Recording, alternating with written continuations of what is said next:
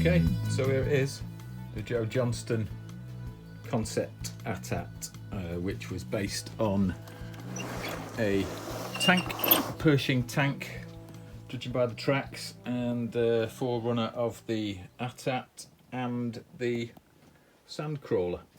So there it is in all its glory. So what I'm now about to do is to whack it with a load of paint. Let's get on it.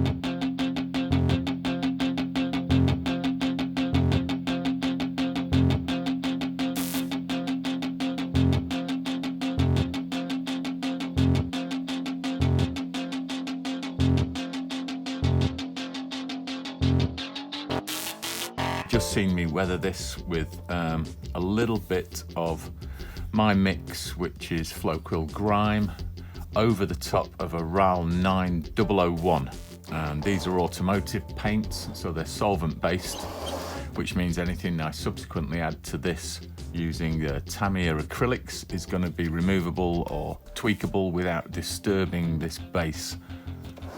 But I'm not quite finished with the base coat yet. So I'm going to add a little bit more shading into the recesses now, pick out a couple of panel lines with a couple of tiny pin washes, a few little bits just to give these dirty areas that I've put on here a reason to exist. Once I've done that, I'll have a good balance between the light and the dark of the model, and then I'll start to fill in all the details in between to get all the tones to blend together. Okay, I've gone over it with a Flory wash with grime, just to add a few little streaks to the surface. I put a little bit of the grime into the panel gap and then just wipe it down. I'm only after an illusion of streaking from rain on the surface of this thing. So there's a load more of these little hand applied washes and a little bit of wiping to do just to get that base to look complex enough to add all the details on top. So yeah, here I go.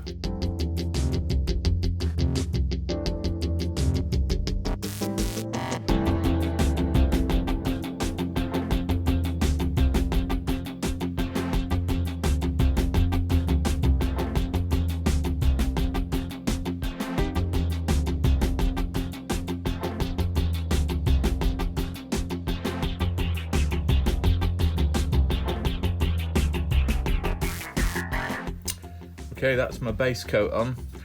So I've got it all looking pretty messy, and I want these things to be kind of rivulets, kind of running out in slightly different directions, spreading out from the top, so it's much more loaded at the bottom than it is at the top on this colour. I'm going to put the dark grime back on over the top of what I've done here, so the same shade, but I'm going to do that with masking tape and an airbrush this time, so I can sharpen up a couple of these starters just to give it a little bit more of a crisp feel, and then I'm going to start hitting it with a few more different colours of weathering. Time to crack on. This is the gun assembly. Very weird on the Joe Johnston sketch, so I've kind of emulated that with a few little bits. So I'm not going to do anything more than just pick out a few of these things here. Mask that edge. I want to straighten up this one a little, and I also want to add a little bit of emphasis to these, and I want to misdirect the eye a touch to take the heaviness away from one streak over that panel gap to a slight angle, and that'll trick the eye into seeing that detail a little bit better. So we're going to go for the old ILM style, either side or a 50-50 dribble, but we're not going to go for mad scale on this because it's actually a considerably smaller vehicle than the AT-AT, so we can't go mad with these particular streaks, but because they're of the same base colour that I just randomly sprayed on and gave a little bit of feel to, I can now engage those a little better from the starting point. You'll see the tiny little straight edges that go on there are really what crisp up the paint job and give it some kind of feel that isn't mushy, you know.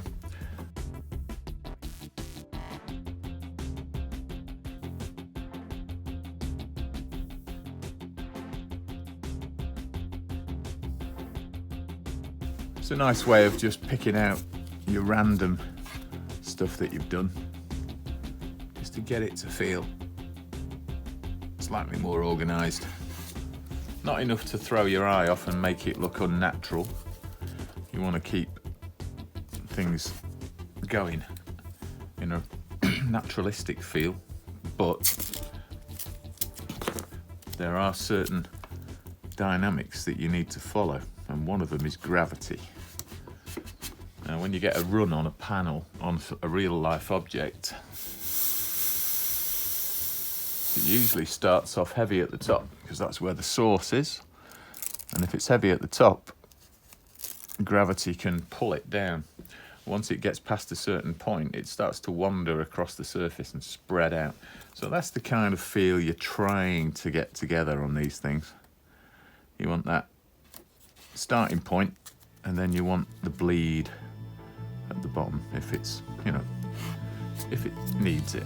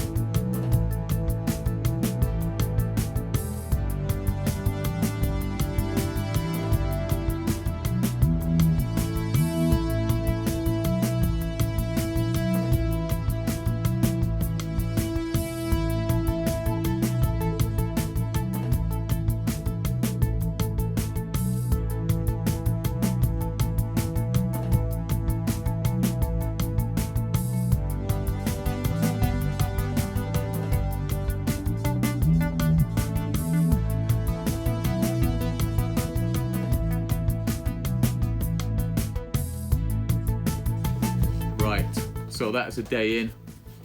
It's not looking too bad. Looks pretty used. It's looking a bit fuzzy because there's a lot of airbrushing on it. Now it's time to put a few more washes on and a few more little bits in areas just to bring out the detail and up the contrast diffraction, just to make it a little bit more real worldy. And then I'm pretty much done. This is a personal one for me, so 2 days is all it's going to get. And here we go.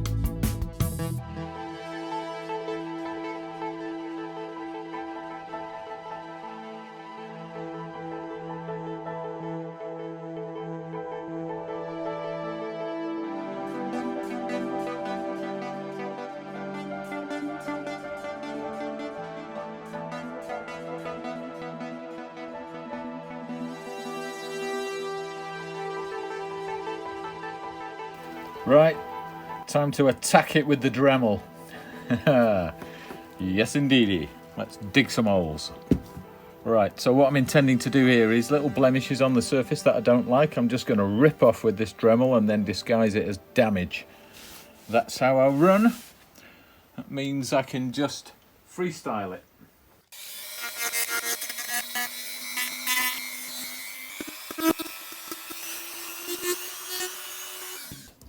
Right, so the way Star Wars models were made, they were painted with multiple layers of paint, so that when you scratch through, you end up with all the different layers showing through, just like this section here.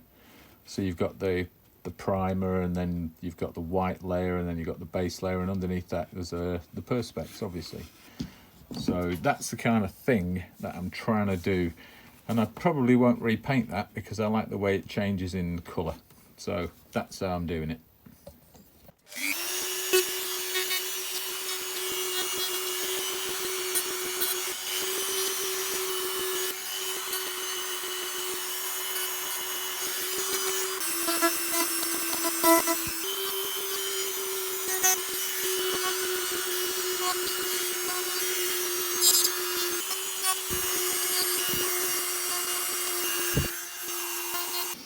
Right, that's all the Dremel in. Back to the paint.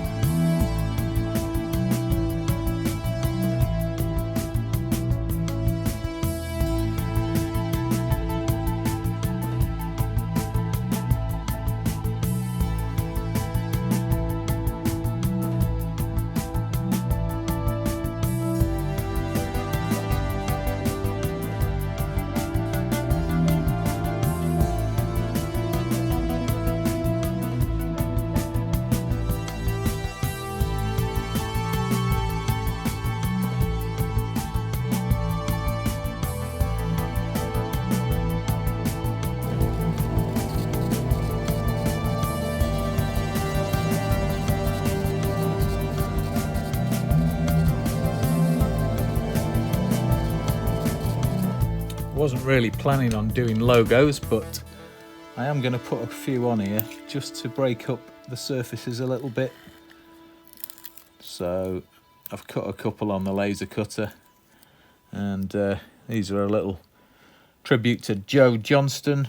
I know he's not dead, but hey, everyone needs a shout while they're alive, don't they? So nice one, Joe.